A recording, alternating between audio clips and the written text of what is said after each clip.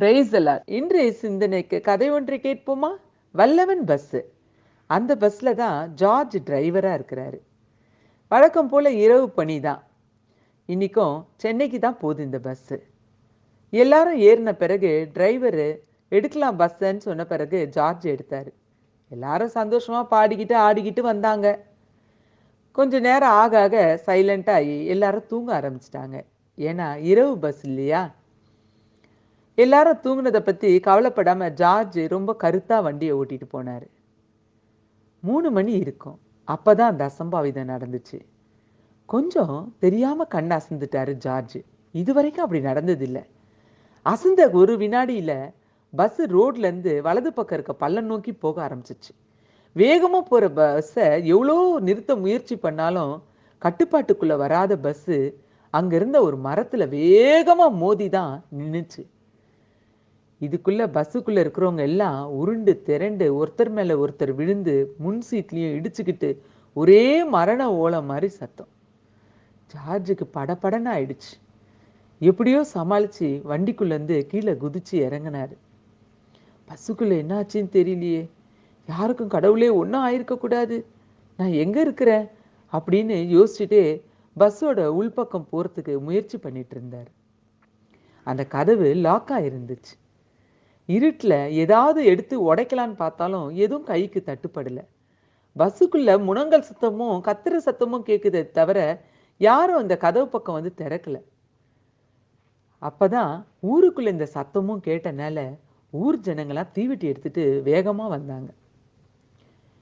தூரத்துல விளக்கு வெளிச்சத்துல யாரோ வர்றதெல்லாம் தெரிஞ்சனால நிறைய பேர் வர்றத ஜார்ஜுக்கு புரிஞ்சுக்கினாரு. கொஞ்ச நேரத்துல எல்லாரும் பஸ்ஸு கிட்ட வந்தாங்க.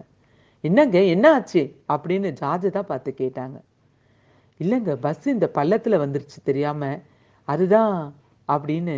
அதுக்கு மேல ஜார்ஜ் ஒன்றும் பேச முடியல. ஏன்னா தப்பு முழுக்க அவர் மேல. தூங்கிட்டாரே, இது எப்படி சொல்ல முடியும்? யார்கிட்ட சொல்ல முடியும்? டிரைவர் தூங்குனாரு, பஸ் மரத்துல மோதி விபத்துக்குள்ளாச்சுன்னு தானே சொல்லுவாங்க. இதுக்கு ரொம்ப அதிகபட்ச தண்டனையா வேலையை விட்டு தானே எடுப்பாங்க. என்ன பண்ண போறேன்னு தெரியலையே அப்படின்னு ஜார்ஜ் கலங்கி போய் நின்னார். கவலைப்படாதீங்கன்னு சொல்லி ஊர் ஜனங்கள்லாம் அவரை பார்த்துட்டு, நீங்க ஒரு ஓரமா உட்காருங்க, உங்களுக்கும் தலையில அடிபட்டிருக்கு பாருங்க, எப்பா யார் அது, அந்த ரத்தத்துக்கு கொஞ்சம் தொடச்சி விடுங்க அப்படின்னாங்க. அப்பதான் ஜார்ஜுக்கு தலையில அடிபட்டது தெரிஞ்சிச்சு. அங்க ஊர்ல இருந்தவங்க யாரோ ஒரு துணி எடுத்துன்னு வந்து அவர் தலையில கட்டி விட்டாங்க. ஜார்ஜ் அப்படியே ஒரு ஓரமா உட்கார்ந்தார். பஸ்ஸு கதவை உடைச்சி எப்படியோ உள்ள இருக்கவங்களெல்லாம் வெளியே இறக்கி விட்டாங்க. அதுக்குள்ள கொஞ்சம் விடிய ஆரம்பிச்சிருச்சு. ஊருக்குள்ள தகவல் தெரிஞ்சு போலீஸ் ஸ்டேஷன்ல இருந்தும் ஆளுங்க வந்தாங்க. எல்லாரோட உதவியால பக்கத்துல இருக்கிற ஹாஸ்பிட்டலுக்கு எப்படியோ எல்லாரையும் கொண்டு போய் அட்மிட் பண்ணாங்க. ஜார்ஜுக்கு ரொம்ப மனசு படபடன்னு இருந்துச்சு. ஐயோ கடவுளே, என்னை வந்து இப்போ போலீஸ் விசாரணையில் கேட்பாங்களே, எப்படி இந்த ஆக்சிடெண்ட் ஆச்சுன்னு நான் என்ன காரணத்தை சொல்லுவேன்? நான் தூங்கிட்டேன்னு சொல்லுவேனா அப்படின்னு படபடத்துன்னு பயத்தோட படுத்துட்டு இருந்தார். டாக்டர்ஸ் ரவுண்ட்ஸும் வந்து எல்லாரையும் செக் பண்ணிட்டு போனாங்க. யாருக்கு ரொம்ப எமர்ஜென்சியோ அவங்களுக்கு உடனே ட்ரீட்மெண்ட் கொடுக்க ஆரம்பிச்சிட்டாங்க. ஜார்ஜுக்கும் தலையில் அடிபட்டிருந்தனால தையல் போட வேண்டியிருந்துச்சு. அவருக்கும் வந்து சிகிச்சை கொடுத்தாங்க. சிகிச்சை முடிஞ்ச பிறகு படுக்கைக்கு போயிட்டாரு ஜார்ஜ். அங்க அவருக்கு தூக்கமே வரல. அந்த இரவு ஒரு வினாடி தூங்குனதோட விளைவு திரும்ப திரும்ப அவரோட சிந்தையில வந்துட்டே இருந்துச்சு. போலீஸும் இப்போ அவரோட படுக்கையை நோக்கி வந்துட்டு இருந்தாங்க. போலீஸு கான்ஸ்டேபிள்னு ஒரு பெரிய கூட்டமே வந்து நின்னுச்சு. கூட பத்திரிகையாளர்கள்லாம் வேற. மனசு ஜார்ஜுக்கு படபடன்னு இருந்துச்சு. கடவுளே, நான் என்ன சொல்ல போறேன்? நான் தூங்கிட்டேங்க, கொஞ்சம் கண்ணை அசந்துட்டேங்க, நான் சொல்ல போறேன். இவ்வளோ வருஷம் சர்வீஸ்ல இப்படி ஒரு தப்பு நடந்ததே இல்லையே, நான் என்ன சொல்ல போறேன்னு தெரியலையே அப்படின்னு போலீஸோட முகத்தை பயத்தோட பார்த்துருந்த ஜார்ஜ் கிட்ட, சார் வெல்டன் சார், ரொம்ப சூப்பரா வண்டி ஓட்டி இவ்வளோ பேர் உயிரை காப்பாத்திட்டீங்க அப்படின்னு இன்ஸ்பெக்டர் சொன்னாரு. ஜார்ஜுக்கு அப்படியே பேயறிஞ்ச மாதிரி இருந்துச்சு. ஒண்ணுமே புரியல. அப்படியே முகத்தை கொஞ்சம் சிரிப்பை வர வச்ச மாதிரி இன்ஸ்பெக்டரோட முகத்தையே பார்த்தாரு ஜார்ஜ். சார், நல்ல வேலை நீங்க அந்த பாலத்துக்கிட்ட விட்டுருந்தீங்கன்னா வண்டிய, இந்த மழையிலயும் புயல்லையும் அந்த பாலம் உடைஞ்சு போயிடுச்சு. நல்ல வேலை சார். இந்நேரம் பாலத்துல போயிருந்தா இந்த வண்டி அவ்வளோ பேரும் தண்ணிக்குள்ள விழுந்து செத்து தான் போயிருப்பாங்க. நல்ல வேலை சார்.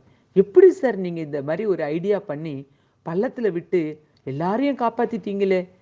ரொம்ப சூப்பர்! Excellent sir! அப்படின்னு ஆளுக்கு பாராட்ட ஆரம்பிச்சிட்டாங்க.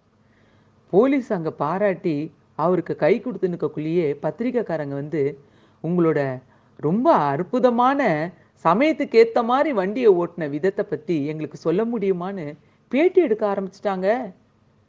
அப்புறம் என்னங்க, மறுநாள் பத்திரிக்கையில 250 பேர் உயிரை காப்பாற்றிய பஸ் டிரைவர் ஜார்ஜ்னு பேர் போட்டாங்க. ஆமாங்க. நம்ம வாழ்க்கையில சில நேரத்துல நமக்கு சில தேவையில்லாத இடர்பாடுகள், ஆபத்துகள், விபத்துகள் இப்படி ஏராளமான காரியங்கள் நமக்கு எதிர்பார்க்காம வருது. நம்மளும் தவிச்சு போயிடுவோம். ஐயோ!